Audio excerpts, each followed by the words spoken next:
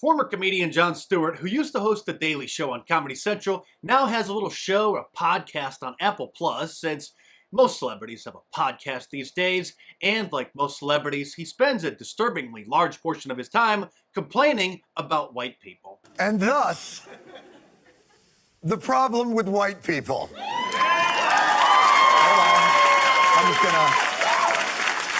Hold on. That's pretty much the theme of his show. Here's just a small sample of the episodes. The problem with white people: taking responsibility for systemic racism. Dismantling racism is patriotic. Racism and resource guarding. The racism spectrum. Jon talks white resentment with whoever the hell this woman is. By white resentment, they don't mean the black people who resent white people because of the anti-whiteism in their hearts. They're trying to change the definition into meaning white people who resent black people because black people keep asking them nicely to acknowledge and give up their supposed white privilege. For however sincerely we want to reckon and listen, the truth is America has always prioritized white comfort over black survival. Black people have had to fight so hard for equality that they've been irreparably set back in the pursuit of equity. And any real attempt to repair a ton of that damage, reparation, sets off white people's "they're coming for our" alarm, which we would know ourselves had we actually been listening. This is a supposed comedian, more like a Debbie Downer, and he even has celebrities do guest spots to complain about white people for him. Hey, white people, it's me, Leslie Jones, America's motherfucking sweetheart, here to illuminate something for all y'all. Racism is a spectrum, and it can go from racism to racism, with many shades and flavors in between.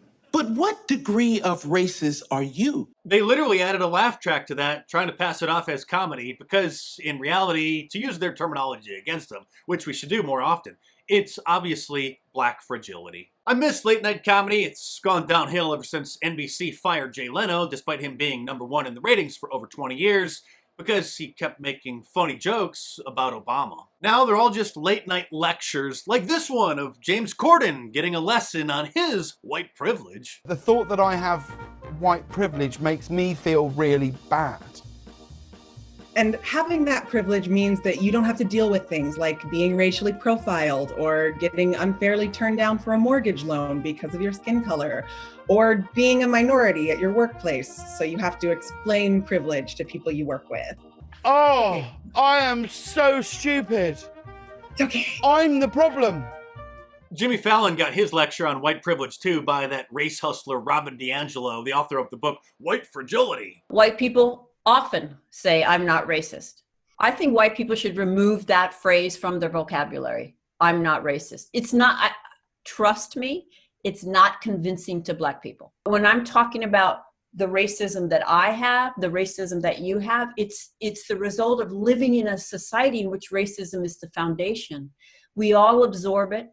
We all absorb it. There's no way we could exempt ourselves from it. And so we need to change our question from if I'm racist, to which most white people will say no, to how have I been shaped by the forces of racism I was born into, and how is it manifesting in my life? Imagine sitting there and being lectured about your subconscious racism you don't even know you have.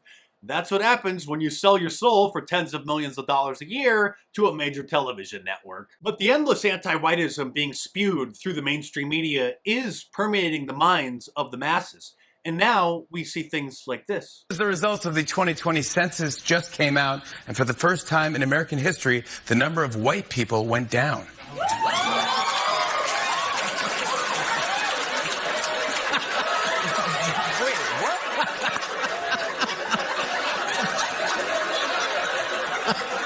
That's an interesting reaction to that.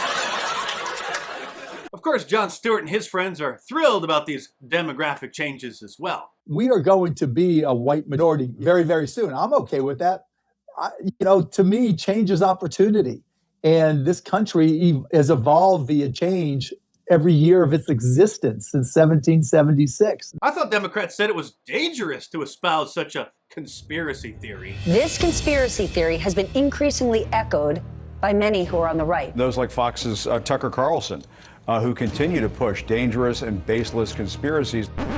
The demographic change that's happening in America right now gives the upper hand to Democrats. This census that just came out especially drives home the point that Texas is next. It's a state where the demographics are changing in ways that are favorable to the Democratic Party. Demographic changes that help the Democrats. Democrats for a decade now, along with Arizona and Texas, have had on this sort of long-term project of trying to take some red states across the Sun Belt and flip them blue as demographic changes are taking place there. The State Department now has a special racial equality and justice officer. And as you probably know, most major corporations now have a diversity officer, an actual job title. And in California, they tried to pass a law saying that public companies had to have at least one non-white person on their board of directors. Surprisingly, however, a judge with common sense declared that it was, well, obviously illegal. Speaking of diversity, however, the city of San Francisco is no longer releasing the mugshots of people who are arrested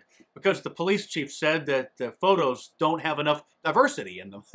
Well, I mean, that's not exactly what he said. He claimed that they create an illusory correlation, meaning a fake correlation, associating black and brown men with criminal behavior. The city also refused to release security footage of robberies on the BART system, the train, because they were afraid that by showing who was committing these rash of robberies, that it would perpetuate racial stereotypes. Bike helmet laws in Seattle were recently retracted because certain groups of people tended to not follow the rules. And so the problem was framed as if police were picking on them and singling them out while letting white people just ride on by without one. And this 4th of July, like every year, we heard liberals whining about the founding fathers and slavery and how they hate everything that America stands for, including Old Glory and the name of the nation's capital, because George Washington owned slaves. If you don't like America, then you can go...